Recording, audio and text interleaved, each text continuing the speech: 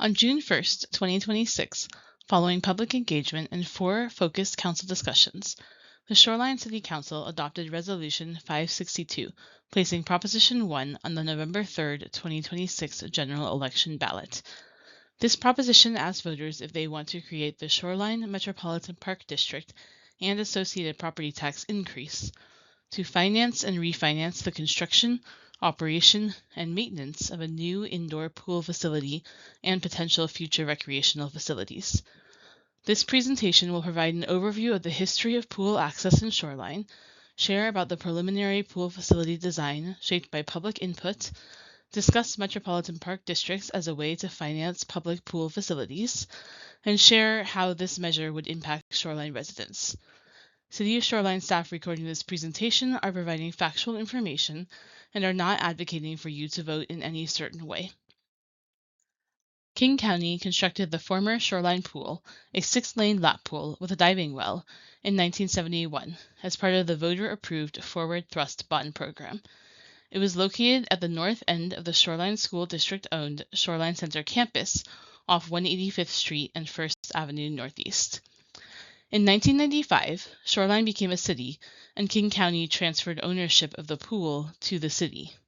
The land was still owned by the school district. As the facility aged, it needed significant repairs. Several major improvements were completed from 2001 to 2016. However, continuing to apply temporary fixes did not make economic sense and was no longer feasible as the pool's aging structure and equipment continued to fail. Knowing that the pool was near the end of its useful life, the city began engaging with the public to determine what they would want in a new pool and recreation facility. Ultimately, in 2020, the decision was made to close the Shoreline Pool because the ballooning cost to operate the inefficient facility, plus the lack of available parts to fix essential systems, no longer made the pool economically viable. A public pool supports water safety education and life-saving skills. The former pool had a variety of programs that helped with water safety. A new pool would offer similar programs, including swim lessons, kayaking lessons, lifeguard training, CPR classes, scuba diving training, and fishing boat safety training. A pool has additional functions beyond water safety. Public pools are places where people go for fitness, through swimming, water aerobics, water walking, swim team, dive team, and water polo, and therapy programs for conditions such as arthritis and MS, as well as injury recovery. The preliminary pool design that is part of Prop 1 was informed by over 10 years of public input and previous efforts to build a new pool. In developing both the 2017 through 2023 Parks, Recreation, and Open Space Plan and the 2024 through 2030 Parks, Recreation, Open Space, and Public Arts Plan, the city engaged with hundreds of community members. As part of those efforts, we asked about constructing a new pool facility. Both planning documents included action items to provide aquatic recreation opportunities to community members. A 2019 ballot measure asked voters if they wanted to fund a new 75,000 square foot pool, recreation, and community center and other park projects. A majority of voters, 54%, voted yes, but the measure did not receive the required 60% yes vote needed to pass a bond measure. In 2024, City Council directed staff to explore the possibility of a 2026 ballot measure to build, run, and maintain a new public indoor pool facility. Building on the input from previous studies, in 2025, City staff engaged with over 800 community members through surveys, community events, an open house, and other communications to ensure that the current preliminary design meets the overall community's needs. From 2025 to 2026, the city manager engaged a 17-member pool facility advisory committee to learn about pool facility operations and maintenance, review the preliminary facility design, and discuss the Metropolitan Park District funding mechanism. The committee, which was made up of Shoreline residents, recommended to the city manager that City Council place a measure on the November 2026 ballot. The pool facility being considered for funding through Prop 1 would be approximately 48,000 square feet. This video has design highlights. The full floor plan description is available on the Prop 1 website. The preliminary design includes the following components and is subject to final design and budget. The recreation pool has play features, space for lessons and classes, and a lazy river that has flowing current for water walking and floating. The 8-lane, 25-yard lap pool has starting platforms and 2 1-meter diving boards. The pool could be used for lap swimming, swim practice, swim meets, lessons, water polo, water aerobics, and more.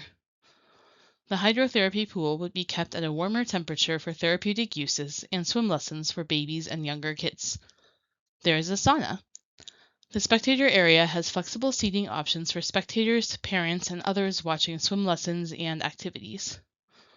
The classroom and party room could be used for multiple purposes, including lifeguarding training, water safety, education, party rentals, and other community needs. There will be universal change rooms with individual rooms, stalls, and private and deck showers.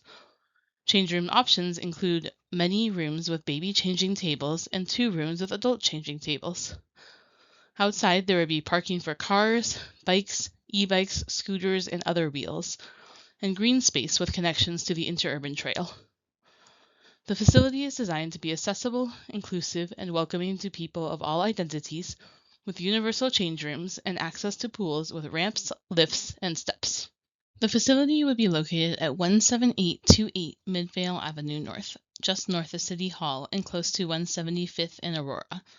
This location was selected several years ago after the city evaluated the feasibility of multiple potential locations. The location is central, visible, accessible by transit, wheels, and people on foot, and on city-owned property. We have shared the preliminary pool facility design. Now we'll discuss how it would be funded through Prop 1. Prop 1 asks voters if they want to create the Shoreline Metropolitan Park District and associated property tax increase to finance and refinance the construction, operation, and maintenance of a new indoor pool facility and potential future recreational facilities. A Metropolitan Park District, or MPD for short, is a type of junior property taxing district with special taxing authority for the management, control, improvement, maintenance, and acquisition of parks, pathways, boulevards, recreational facilities, programs, and services. There are 23 MPDs in Washington state, including several that fund swimming pools. If approved by voters, the Shoreline MPD would be created for the purpose of constructing, operating, and maintaining the proposed recreational pool facility and for potential future recreational facilities. This would create a dedicated revenue source that could only be spent on the pool facility and potential future recreational facility if additional funding becomes available. The Shoreline City Council would make up the Shoreline Metropolitan Park District Board of Commissioners, which would be the governing body. The MPD would sign a service agreement with the City of Shoreline for the city to build, operate, and maintain the pool. The MPD would not have any direct employees. Funding is needed to pay for both capital construction costs and ongoing operations and maintenance costs of the pool facility.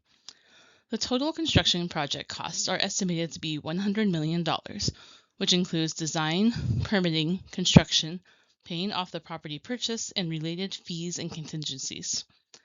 The King County Parks Levy set aside $5 million as a contribution to the project. The remaining $95 million would be paid for with 20-year bonds issued by the city. This is similar to how a loan for a home purchase functions. The city would have an annual payment of $7.25 million each year for 20 years. These annual payments would be covered by the MPD property tax revenue. Current cost estimates show operations and maintenance costs for the first 5 years averaging about $4.4 million, with anticipated revenue from user and rental fees bringing in about $2.9 million. The anticipated revenue generated from user and rental fees would cover 66% of the costs to operate and maintain the pool facility.